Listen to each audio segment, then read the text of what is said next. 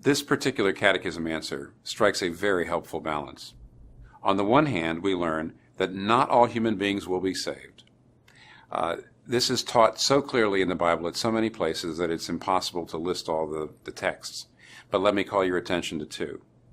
In John chapter 6, Jesus says, "It's the Father's will that I should lose none of all those he has given me, but will raise them up on the last day." Jesus is talking about coming for a very specific number of people that he has been given, and he's going to raise them up on the last day. Not everyone will be raised up on the last day. In the same way, Romans 8, verses 28 to 30, teaches the similar thing. Paul says in verse 30, "Those he predestined, he also called. Those he called, he justified. And those he justified, he glorified." And notice it's the same number all through. He doesn't say some of those he called, he justified, like there was this many called and this many justified. No, all and only those he called, he justified. All and only those he justified, he glorified. It's a definite number. Not all people will be saved. On the other hand, this catechism answer talks about common grace. Richard Mouw defines that in his book on the subject, where he says, quote, "Is there a non-saving grace that is at work in the broader reaches of human cultural interaction?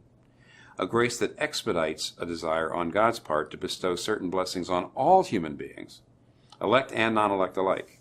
Blessings that provide the basis for Christians to cooperate with and learn from non-Christians." And the Bible's answer in places like Romans 1 and 2 is yes.